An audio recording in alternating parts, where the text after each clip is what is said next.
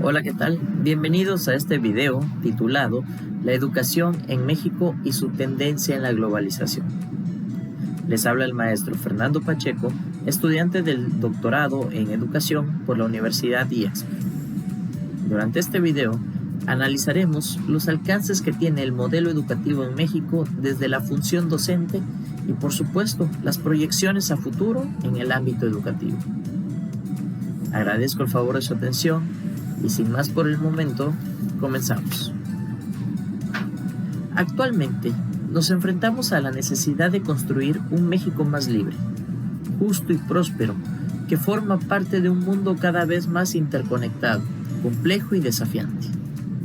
En ese contexto, las reformas educativas nos dan la oportunidad de sentar las bases para que cada mexicano y mexicana, y por ende nuestra nación, alcancen su máximo potencial.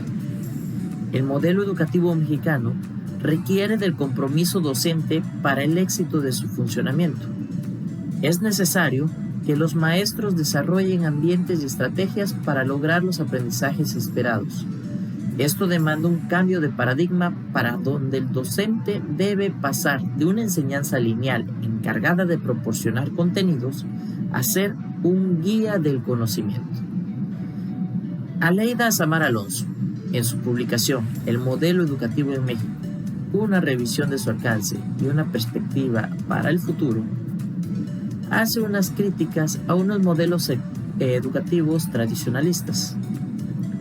Uno de ellos estaba abogado por el proceso de desescolarización mediante la clausura de las escuelas como entidades centralistas del conocimiento, sustituyéndolas por la autoeducación en casa o a través de modelos más universalistas. La otra, de corte reformista, la pretende un proceso de integración que no separe los procesos humanistas de las necesidades económicas. Hablando del modelo educativo de la desescolarización, podemos mencionar que en épocas actuales, debido a la pandemia derivada de la enfermedad COVID-19, las familias en el mundo se encontraron educando a sus hijos desde sus hogares. Muchas de ellas se enfrentaron, sin saberlo, a la desescolarización o al proceso de adaptarse a una educación menos formal, donde los niños son los que muchas veces toman el control sobre qué y cómo aprender. Esto no es un concepto nuevo. Se popularizó en los años 70 cuando el filósofo y educador Iván Illich publicó su libro La sociedad desescolarizada. En este libro describe un modelo educativo donde el niño elige qué aprender, mientras que el adulto lo guía y apoya. Illich creía que la educación tradicional, donde niños y niñas deben seguir un solo plan de estudios y el mismo horario, mataba la curiosidad y la creatividad y no permitía desarrollar habilidades blandas. Creía que el consumismo había convertido a la escuela en una industria, fomentando la competencia y premiando por medio de diplomas y reconocimientos. A final de cuentas, los niños seguían un proceso y al final de un ciclo abarcaban ciertos estándares que decían si aprobaba o no aprobaba. Desde ese entonces, el concepto de desescolarización ha tomado diferentes vertientes en el mundo educativo. Por un lado, están aquellos que creen que debería llevarse más allá de la educación en casa y se traduzca a las escuelas.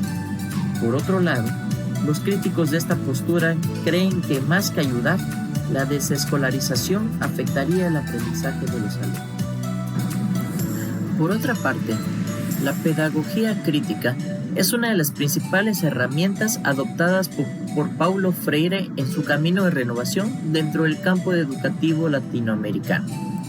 Una de sus premisas es entender el proceso formador como un acto eminentemente político situado en una realidad social determinada en la que se encuentran inmersos tanto quien aprende como quien enseña. Ambos son sujetos políticos vinculados en la tarea de construir conocimiento, interpelando y cuestionando una realidad común con miras a su transformación. Para el pedagogo brasileño, los sujetos construyen sus conocimientos en una relación dialógica con el contexto, a partir de sus experiencias y reflexiones sobre su vida cotidiana. En esta misma línea, Paulo Freire elabora lo que va a conocerse como alfabetización crítica o alfabetización liberadora, cuyos conceptos servirán de inspiración para los principales programas de alfabetización en el Brasil de los comienzos de los 70. Una de sus propuestas alfabetizadoras tiene como principio básico que la lectura del mundo precede de la lectura de la palabra. La formación del modelo educativo en México ha sido muy variante a lo largo de los años. Recordemos que desde las épocas de la independencia existían dos ideologías, la liberal y la conservadora. A lo largo de los años, estas ideologías han sido modificadas y han sido nombradas de diferentes maneras, como por ejemplo la revolucionaria, la nacionalista o la humanista. El establecimiento del sistema educativo en México se constituyó de forma gradual y espaciada con base en un proceso ideológico progresista fuertemente orientado hacia la formación de individuos con un carácter más productivo y cívico.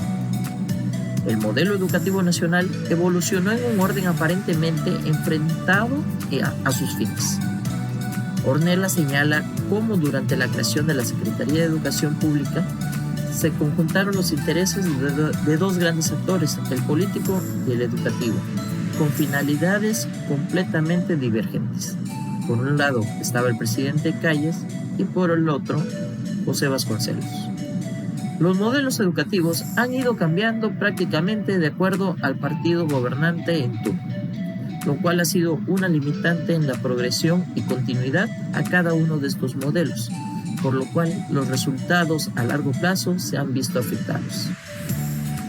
Los modelos educativos y en sí el sistema educativo mexicano están diseñados con el fin de brindarles mejores oportunidades de vida a todos los individuos del país. Es por ello que existe una idea construida de una relación entre educación y pobreza. Esta idea es muy difundida, ya que se piensa que la educación es una de las formas privilegiadas de evitar o de abandonar la pobreza. Una expresión que resume esta idea es: la educación es una vía hacia una mejor manera de vivir.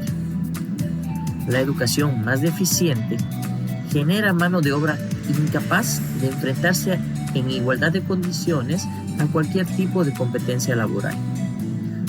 Aunque, por otra parte, hoy en día, con la base de los estándares que existen en los trabajos, la educación básica es considerada insuficiente. Es decir, ahora, la educación básica, el individuo que estudia educación básica tiene que llegar más allá para poder aspirar a unas mejores oportunidades laborales.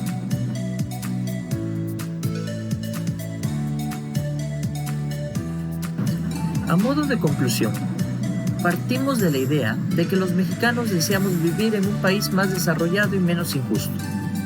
Un país que haya solucionado los niveles de pobreza y desempleo que nos aquejan. Un país mejor ubicado en el contexto internacional y con un rumbo que nos lleve a instaurar una sociedad del conocimiento. Lograr tales propósitos requiere concebir la educación, la ciencia, la tecnología y la cultura como los pilares de la transformación de la sociedad. La tarea es muy compleja, porque solo se puede realizar cabalmente a lo largo de varias generaciones, aunque por supuesto, con la nuestra debemos de comenzar. Es una tarea muy laboriosa, porque las tendencias nacionales y globales sugieren escenarios difíciles de enfrentar para una auténtica renovación económica, política, social y educativa. Queremos un país con una pobreza reducida al extremo en el cual las personas puedan vivir sin pánico. A México le conviene eliminar la exclusión Y es por eso que en este nuevo modelo educativo, la nueva escuela mexicana, la inclusión es uno de los pilares de este modelo. En esta época digital, en la que se forma la economía del conocimiento, el país requiere una población con cultura capaz de adherirse a los avances de la ciencia y una fuerza de trabajo capaz de brindarle la competitividad económica y a la sociedad en la esfera global, que se sienta apoyada con oportunidades educativas en todas las etapas de su ciclo vital y laboral para que pueda progresar en todos los sentidos de su vida. Con esto llegamos al final de este video educativo. Esperamos vernos pronto. Agradezco nuevamente la atención prestada a este video y me despido enviándoles un cordial saludo. Hasta luego.